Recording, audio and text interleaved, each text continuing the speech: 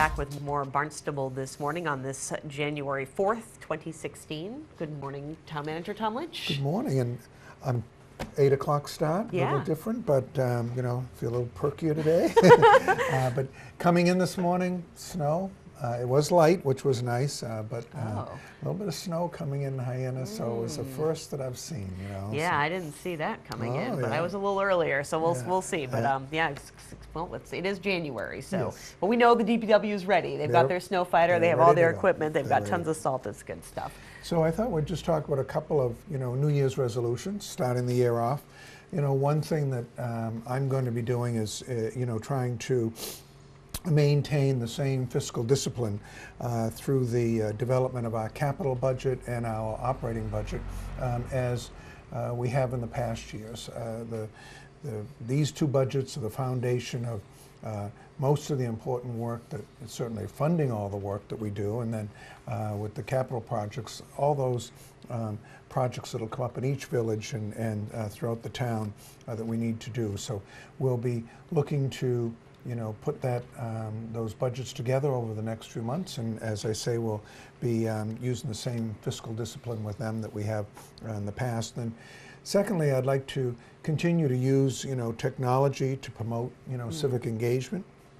We have the open budget that is will be coming online, so any individual that would like to go online on a web-based system and look at where a project might stand or where expenditures might happen in a given department, is going to have the freedom and ability to do that right from their home. So, and then secondly, something I'd like to, you know, promote a little bit more that we've had for a while is our whole See, Click, Fix app. People can download that app onto their mobile device, and then if they see a pothole or something in the, you know, debris in the road or you know, a sign missing, anything like that, there are two ways that folks can get, you know, information in. One is by going directly to the website, going on to the DPW and plugging in a work order, goes right into our work order system. The See, Click, Fix does the exact same thing. So it takes that step out where you can take a picture of something, and we have people that use it regularly now, and I think it's something that we'd like to see, you know, increased over the next, you know, coming year. And then, of course, personally, I'll be in a transitioning in the next, you know, 6 months, so that'll be.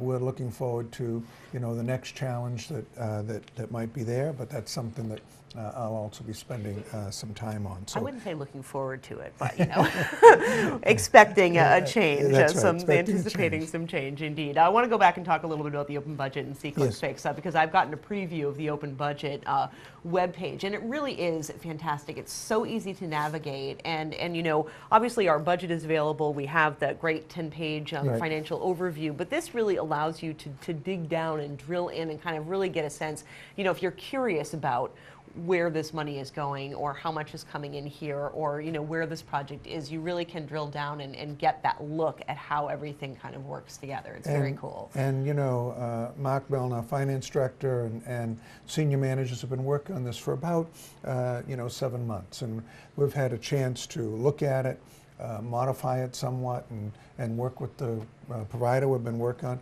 We got a $5,000 grant to, you know, help assist with the implementation of that, because that was one of our community compact best practices that we put into effect. So I'm very pleased with the development that's gone in, and we're very hopeful that citizens are going to find it useful. The other technology thing, and I mean, I could list other things under that resolution, we'll be looking at e-permitting, you know, and that's something that I'm sure we'll talk about later on, you know, in our shows, and also Assistant Town Manager Mark Ells, who's been spearheading that, you know, for me.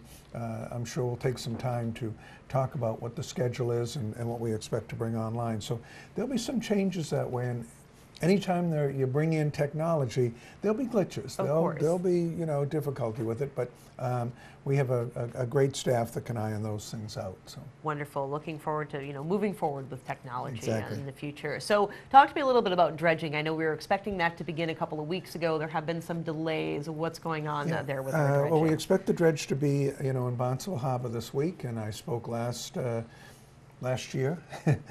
week with Michael Brillhart over at the county, and he indicated that the dredge would be there. We've got a window of January 15th to finish the project, so we'll be pushing that. So we want to see that that happens. So that's going to be on the agenda. We've got this week. We've got the second meeting with the aid support group of Cape Cod, where on Friday, where we hope to bring in some begin to look at some ways that we can collaborate and work together on not just the distribution issue, but picking up discarded needles and things of that nature.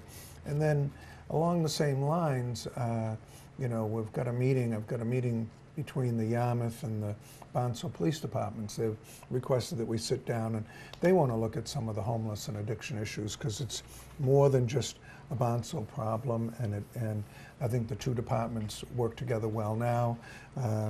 But the chief from Yarmouth did call and say, could we sit down and talk about it? So that's going to be happening later in the week. And then I'll also be spending some time with the finance department looking at the veterans budget. We're a part of a regional collaborative that looks at the veterans issues, countywide.